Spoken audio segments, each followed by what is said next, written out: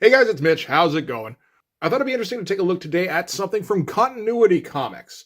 Continuity Comics is kind of a fascinating company that I've meant to get to for a little while. It's just, from what I've seen, the comics usually aren't as good as the promise of them feels like they should be. So we're taking a look today at SAMUREE #1. Just before we get into it, if you enjoy the channel, if you feel like you might want to help out a little bit, go subscribe to my Patreon. Links are in the description. Gives you early access to everything I do, helps out the channel, helps to buy new comics. So if you're not familiar, Continuity Comics is Neal Adams' baby. When he broke away from the mainstream, he decided to start up his own imprint. He brought in a bunch of young talent, and he would often do most of the work on the comics themselves. And there's a lot of interesting names that have gone through Continuity Comics. A lot of guys who got their start there. So guys like Mark Teixeira, Richard Bennett, Aaron Wiesenfeld, a couple of names are familiar from earlier this week. Mike Deodato, Brian Murray, all sorts of interesting names that, tend to pop up reasonably often on the channel here. And often the deal was that Neal Adams would, have a heavy hand in the writing, in the layouts. He would draw the covers. He would do a bunch of touch-up, and he encouraged a house style that basically just looked like Neal Adams. So he would encourage other guys to draw like him, but that would also go so far as, I believe, he encouraged guys to trace off of his previous artwork. So it sounds great. I mean, it's just a crap ton of Neal Adams comics. Like, you can't go wrong with that. Except, the art doesn't always get 100% there for Neal Adams, because it's really guys aping Neal Adams' style, with Neal Adams kind of, bringing it a little closer to the mark, but not quite there.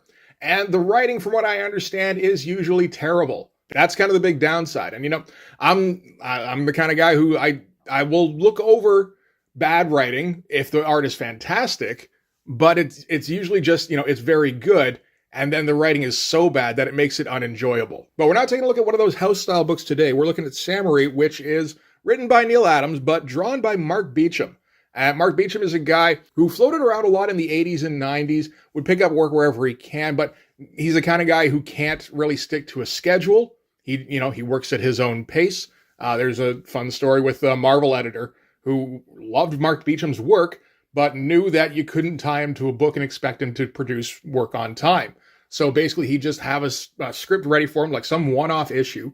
And every once in a while, Mark Beachum would roll through, and the editor would go, here you go. Bring that back when you can. And Mark Beachum would maybe show up 2 months later or whatever, maybe 3. And he'd have this incredible issue done. And he'd pick up another single issue script, and off he'd go again. And Mark Beachum is a guy who's a very skilled artist, like really, really good. He's a fan of drawing women, generally in either as few or as tight clothes as possible, and usually from as many compromising positions as he possibly can. Mark Beachum was of the opinion that superheroes are an erotic genre of comic books. I don't entirely agree, but everybody's entitled to their opinion. So I haven't really shown much Mark Beachum before this. I didn't have a whole lot. But, whenever you're buying a Mark Beachum book, you just got to flip through it and go so is it porn this time? And a lot of the time it's like, oh, no, it's not porn. It's just Mark Beachum drawing people in positions that suggest porn. Okay, good to know.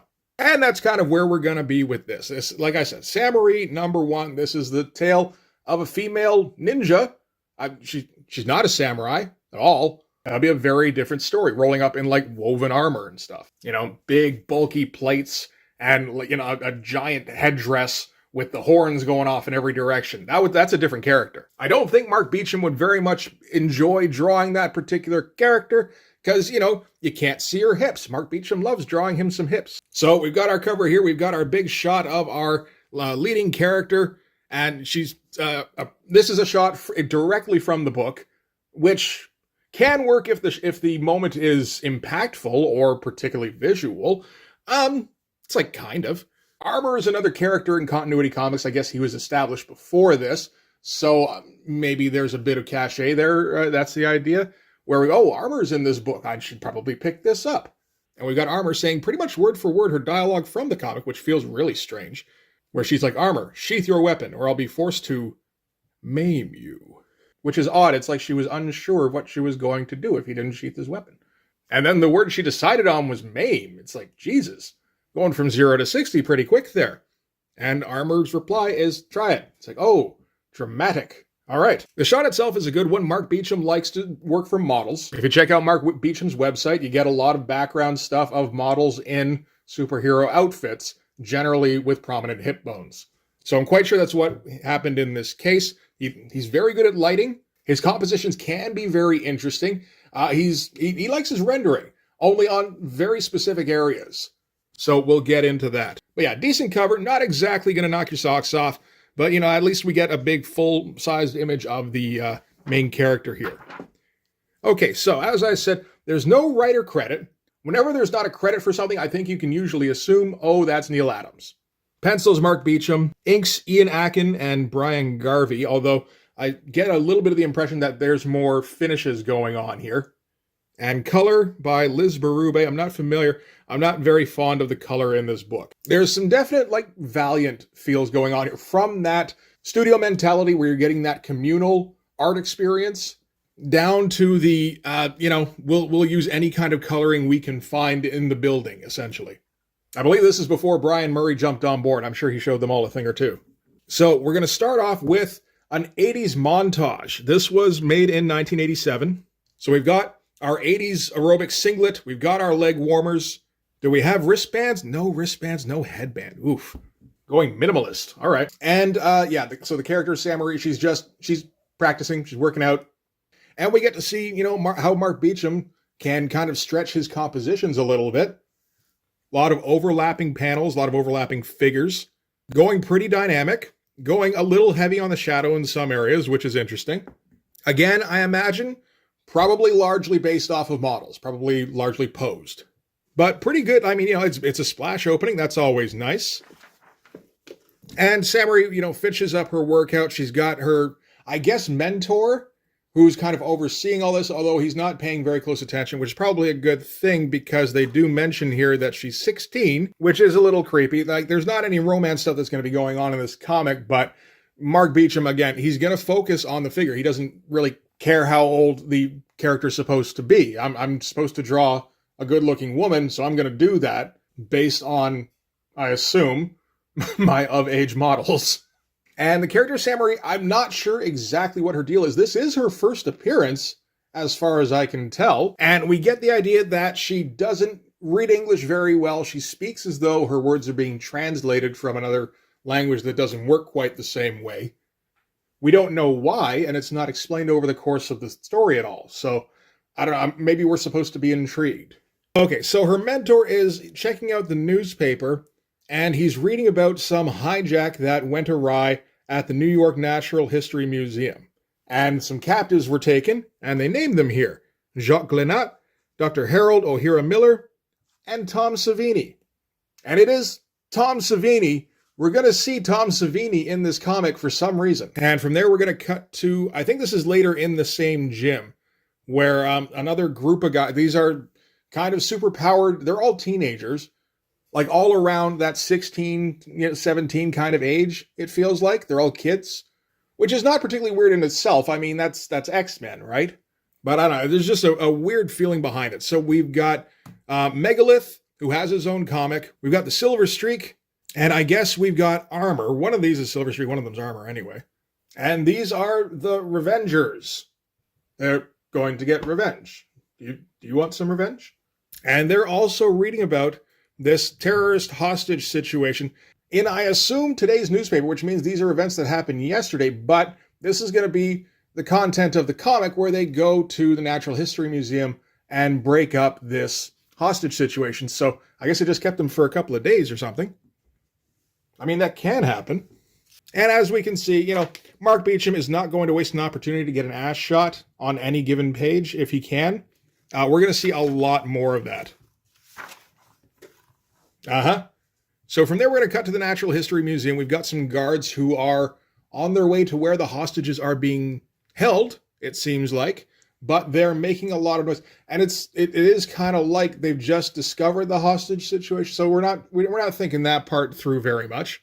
And we get the thoughts of one of the guards here who seems to be trying to think ninja thoughts of his own, where he's can't walk any softer, but the echoes pick up every sound. Need to be a caterpillar, because caterpillars are known for their stealth, So what they're saying is, yeah, these guys are walking too loud, and they're going to alert the terrorists. Oh, okay. Caterpillar wouldn't do that shit. And behind them, Samuree is flipping around on dinosaur skeletons, and landing as provocatively as possible, because Mark Beachum doesn't waste an opportunity. He even pops her out of the panel a little bit so that he makes sure you look. So Samuree sneaks up on the guards, and basically she is taking it into her own hands to try and stop this hostage situation. She figures these guards can't get it done because they're all too loud, so she tries to kind of talk them out of doing their jobs.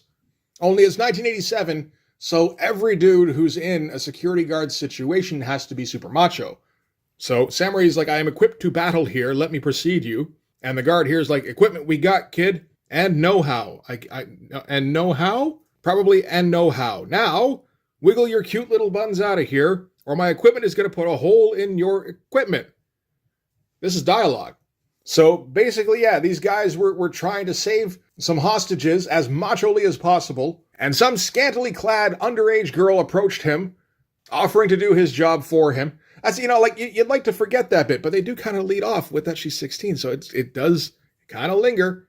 Mark Beachum doesn't care. Again, we're taking every opportunity here. And when I said before that he likes to render very specifically, I mean specifically on asses. He likes the odd big black area for shadows, but instead of doing hatching, yeah, he does a little bit of rendering, and he does that specifically on, like, the ass and the thighs of the female characters. And he does it all the goddamn time. And you see, so the guy threatens her, and she's going to go and incapacitate them all. So, trying to do, like, ninja flips, which, again, Mark Beachum doesn't waste an opportunity. Again, popping her out of the panel. Just, hey, in case you missed this ass. This is an ass over here. And taking them out fairly easily. Last guy takes a swipe with his gun butt, but she ducks underneath and, gives like a chop to the jaw there, and that knocks him out. Leaves them all kind of lying there, just like, don't, just stay back. Don't follow me. I'm going to have to do that again. And then she runs off. And again, Mark Beachum notices an opportunity, and he's like, I'm going to take that. Thank you very much. From there, we're going to cut inside the main room where the hostages are being held. And they're negotiating with the police captain for their demands. Apparently, one of the major parts of their demands is, they're in the Natural History Museum, which is right outside Central Park. And one of their primary demands is all of the trees in the area right in front of the Natural History Museum must be felled so that SWAT snipers won't be able to post up in those. And they're getting stalled because apparently that would hurt the cultural integrity of New York. So yeah, that's a no-go. The terrorist also wants the city to build him a bulletproof lectern. I imagine so he can give a little speech and just kind of trust that when, they go, yeah, so this is bulletproof for reals. And he can go, cool, thank you. I appreciate your help in this matter. And we get our little shots here of some of the hostages, including in the middle, very obviously Tom Savini. Again, it's just kind of weird. And, obviously taken from a photograph. The other guys, I don't think so. Not so much. And we get Samuree moving through the shadows. And I think Mark Beachum was probably sad because it's a progression shot where it's 4 panels, superimposed over one panel with her coming toward us. So he couldn't draw her from the back. We got to feel bad for Mark Beachum, guys. So running around in the dark, she happens to run into just a giant dude. Tries to take him out, isn't able to make any progress, but she figures because the guy's so big, he probably won't be fast, so she's just gonna run, which is, smart, at least. Gets stopped by another guy, standing in the dark. That's a really nice shot, actually, with the nice framing. From the light here, oh, that's a photo of a rhino. Oh, another photo behind here. Oh, well. Still, like, nice shadows and everything. That's great stuff. And this is Silver Streak, and Samuree can sense his power, so she doesn't want to tangle with Silver Streak. Apparently, he's like a Quicksilver guy. He's super fast. So theoretically, his stuff should cancel her stuff out fairly quickly. But she's got, like, gas pellets. And, I guess you can't outrun gas. You'd think gas is kind of slow moving, but nope. And she's passed her third hurdle, I suppose. Again, more ass shots. They're just everywhere. If you pick up a Mark Beachum book, it's going to look really pretty. And you're just going to get a whole bunch of ass. Case in point. I'm guessing in this issue, Neil Adams didn't have much to do with the breakdowns because this isn't his style. This is definitely Mark Beachum. Although you can certainly spot a few places where Neil Adams is doing touch-ups. So, like, some of the faces, when we were talking with the terrorist, and I don't know if this is the chief of police or the mayor or what the deal is, but those look like very Neil Adams kind of faces. And then she comes across the third member of the Revengers, And this is Armor. Armor's deal is that his armor is made of weapons, so he can just pull off a piece of his armor and it's some kind of weapon. So naturally he pulls out some nunchucks, because it's 1987 and that's what you do. You know, every street gang in New York in 1987 has a nunchuck guy, so you got to be ready for that. And this is our cover shot here, where, you know, Armor is ready with his nunchucks. Did he have nunchucks on the cover? I guess he did, yep. And slight change to the dialogue where it's, warrior, sheath your weapon or I'll be forced to cut you. So she rethought her earlier assessment. It's like, maybe maim was a little harsh. I don't need to maim. I can just cut. That's fine. And she cuts through his nunchucks. So he's like, that's okay. I've got unlimited weapons on this thing, and pulls out a retractable sword by the looks of it. And we get a very confusing series of thought balloons here where I'm not sure who's thinking what at any given time, because Neil Adams doesn't seem to have any problem with just giving somebody like a single thought balloon and then switching to somebody else's thought balloon. And it's like, what, did we need to hear that guy's thoughts? So we get sword, fast, swift, backed away, fast, not since, rage, only Mama Sensei. What moves so smooth? He has no fear. I guess it's somewhat clear who's thinking in most of these cases, but still it's very disjointed, which I guess they're going for a realistic fight kind of feel where you don't really have time to think. You just have time to think like adjectives. And she seems to figure out his weakness, but before she can strike, Megalith comes up behind her and grabs her. And, you know, Megalith's whole deal is that he's super strong, so if he actually gets his hands around your arms, you're probably not going anywhere.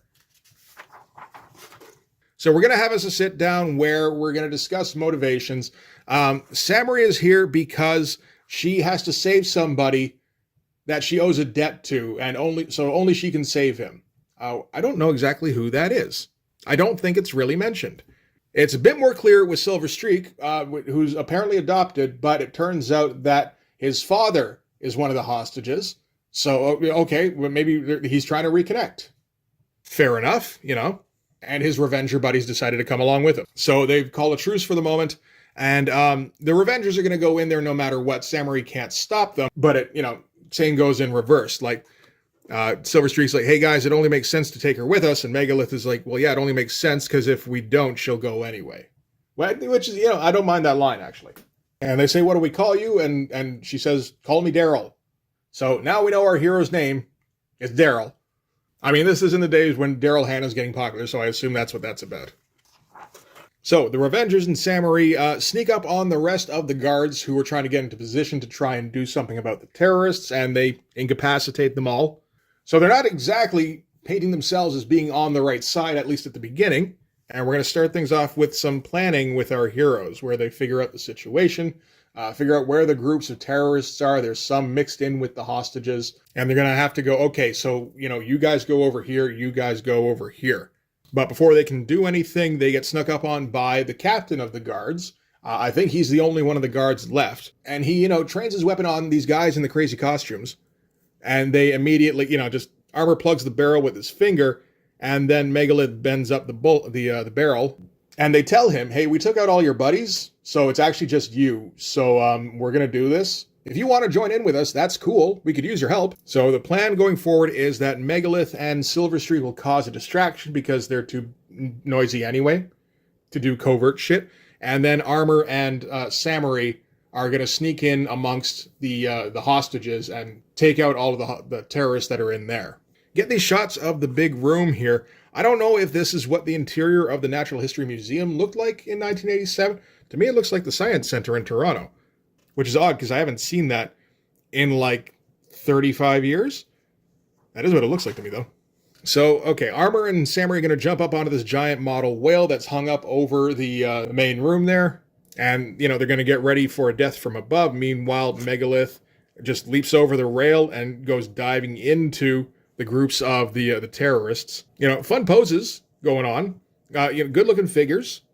Although that's not a surprise. Mark Beachum knows what he's doing, particularly with musculature. And so after that initial strike, Armor leaps down and looks, and they make a point of showing that he's got some spikes extended from his feet and lands on the back of another terrorist. One of the deals with continuity is that they don't mind getting kind of gory and, like kind of overtly sexual. This stuff isn't meant for the newsstand anyway at this time. This is going straight to the direct market. So they're not submitting anything to the Comics Code Authority. They don't have an editorial board other than Neil Adams. So Neil Adams is just like, shit, yeah, and make it PG-13. Let's go for it. That'll bring in more kids anyway. And, not entirely wrong. And big old jumping kick. Again, looks fairly posed. Whenever we get these shots of Samuree bending over from behind, I assume those are usually posed. And Mark Beachum's just kind of clicking away with the camera.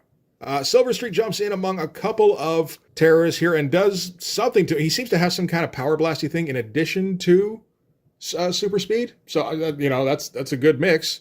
Anything in addition to super speed is immediately overpowered. And I think we've got Armor here tossing shuriken or something. It's hard to tell sometimes because this coloring gets like really muddy. But, some cool shots like that close up on Armor there. That's pretty awesome. And we can see Mark Beachum has no problem with drawing the male characters in kind of similar exploitative poses, really. He's not going to do it as often, but yeah, he doesn't really seem to have any kind of, thing against it. Get a female terrorist here who shows up with some kind of assault rifle. Looks like a fairly decent assault rifle. And yells, "You imperialist pig, pig, pig, pig." Neil Adams seems to have a thing for repeating dialogue that I don't think works ever. Megalith responds by throwing one of her co-terrorists at her, and she ends up shooting him a few times by the looks of it. Good stuff. And gets just knocked right over. Back to Samuree approaching another one. That assault rifle doesn't look quite as good. That one looks like, like an M16, AR-15 kind of thing. That one looks like it's made up. And the terrorist in question calls her a soft, stinking bug. So, okay, very specific. But, we're going with pretty dynamic panel designs for some of these. Almost like a shattered glass kind of layout a little bit. We've got figures popping out of the panel borders all over the place. There's some pretty good stuff going on. So, yeah, he calls her a soft, stinking bug, so her reply is, "You won't crush a bug with your words. You only alert it, so that it may strike back before you strike." And her strike is a ninja star to the shoulder, and then to kind of drive it home, she yells strike as she kicks him in the face. So yeah, the moral of the story is beware of bugs, they might ninja kick you. Flips around, kicks another dude right in the eye by the looks of it. That's all right, good form too. This appears to be a Silver Streak page where the leader of the terrorists is saying they're moving too quickly, they're having difficulty tracking what's even going on, and they're just kind of shooting wildly. So the Silver Streak runs up the wall and does his blasty thing, which seems to do something to the terrorists. Probably kills them pretty horribly. This feels like more of a Neil Adams page layout. I haven't seen a ton of Neil Adams, but I know he likes to mess around with his page layouts a lot. Things start to get a little bloodier. Samuree takes a swipe at a dude who with a revolver, gets him right in the shoulder here. That's a little gross. Very nice. Another guy gets the drop on her and gets a shot off, which looks like it's going to, it looks like it's going for her head, but they're very specific. It's like, that's going to rip her throat, tongue, and voice box to unusable parts. It's like, I didn't need to think about that, but thanks. But, nice sequence where it's zooming in on her. That's pretty cool. And very dramatic lighting. But Armor gets there first and blocks the bullet. I think they've said that Armor is super fast and super ninja-y. And then throws, this super wide dagger right down his forearm. Like, you can see the skin crinkling as the blade goes under the skin of the arm. It's super gross. Great pose, though. All sorts of, we're tossing panels all over the place here. It doesn't feel too random, really. It feels designed. But, yeah, we're not holding to any kind of panel grid here. And so, okay. Now, the other terrorists, whatever ones are left, there's a whole bunch of terrorists, apparently. They decide to focus on Armor. They all shoot at him, and he's dodging out of the way for the most part, but then they start catching up to him. They start hitting him, and once they hit him once, they slow him down, and the rest of them can train on him. And Samuree grieves for this fallen warrior. Again, feels, a little bit Neil Adams-y in terms of the layout. Interesting decision to have the panel border here. That kind of cuts off Samuree's face, but her hair spills over the edge. And some around the side here, but not all of it. That's very specific. Some of this inking is a little bit of a mess too. It's very sketchy. So, okay, now Armor being shot down, that enrages Samuree. So she finds a dude who's not looking at her, so that was smart, and hacks him right down the back, stabs another dude over her shoulder, Stabs right through his shoulder. And then spins and ninja kicks another dude in the jaw. Good stuff. Takes a moment to be an exhibitionist while she cuts a dude off at the ankles, cuts off another one at the knees. Again, we're getting gross for no real reason. And then just some random kicks and palm strikes, knocking out like the dozens of terrorists that seem to be left that have not killed a hostage or any superhero apart from armor. A lot of little panels. So that appears to be it for the rest of the terrorists. They've gotten rid of them all. So, I mean, Samure probably could have done it all by herself. So she goes to check on armor. And yeah, she's grieving for the fallen warrior. But turns out that no, he's bulletproof. His name is Armor. And he's got his own comic. This should surprise nobody. So anyway, Armor comes to. And fucking some kind of development, probably. The captain comes by and says they can't rest just yet. So this is kind of the first thing he's done since the superheroes leapt into action. Probably a smart idea to just stand by the sidelines. There's a bit of confusion as, everything's pretty much done. They just got to round up the terrorists. And Silver Streak wants to find out if his father's actually here. Samuree's trying to find whoever she's trying to find. And then somebody snipes the captain from above. They send down smoke pellets or smoke grenades, something like that. The superheroes can't react in time. I mean, Samuree possibly because she's too busy showing her ass off one more time. But look at all that rendering. It's just like, this is all I care about, is putting shadow on this. And turns out some kind of, I don't know if they're terrorists or if there's another force that is scooping up a few of the hostages, including the guy that they're pretty sure is Silver Streak's father. And the Revengers are left in the Natural Museum. And they're left watching as, a few of the hostages get taken away. Big splash page to end on. It's a nice one, fair amount of black on the page. Gotta like that. And I suppose, again, we're supposed to be intrigued as to why this other force has taken these hostages. Specifically, one of the Revengers' dad. Oh, Crazy Man's coming. I have Crazy Man #1. I don't know if I will ever bring it on the channel, but I do have it. I do not have Toy Boy. My apologies. I also have Megalith #1. Yeah, no, I've got like 6, 7, maybe 8 continuity #1s, and I always get real close to doing videos on them and then going, maybe not. But anyway, that is Samuree #1. I'm considering subtitling this. If you want ass, you got it. I feel like that might bring in the wrong crowd, though. But, the black and white art in this is very nice. It is the kind of thing where you're like, this feels like it could turn into porn at any moment. It never does. Thankfully, I don't think any of the Samuree issues do, although Mark Beachum has drawn stuff that has definitely turned into porn. But yeah, no, he does this with everything. He did like a fill-in issue of Spider-Man, and I think there's a fair amount of the issue that focuses on Mary Jane, and it's like, Jesus, is this the Mary Jane porno issue? Again, it's Marvel, it's the 80s, so it doesn't get that close, but it gets a lot closer than you would expect for Marvel for the 80s. So yeah, I've gone on a little bit of a Mark Beachum discovery tour recently, where I'm just kind of finding out about his stuff. So I might feature more of it on the channel because, he draws incredibly well. And it's always kind of interesting to see what he comes up with, even if it's not always entirely appropriate. Anyway, that is going to do it for this one. Thanks very much for watching. If you like this video, please hit like, hit subscribe, hit the notification so you know when the next one's coming out. Go over and subscribe on my Patreon. Gives you early access to everything I do, from the Blood Force stuff to the YouTube videos before they get uploaded to YouTube, as well as some Patreon exclusive content. You can also follow me on Instagram and DM me there for commissions, and you can join the Blood Force Discord server. But yeah, that's going to do it. Thanks again for watching, guys. I'll see you in the next one. Bye-bye.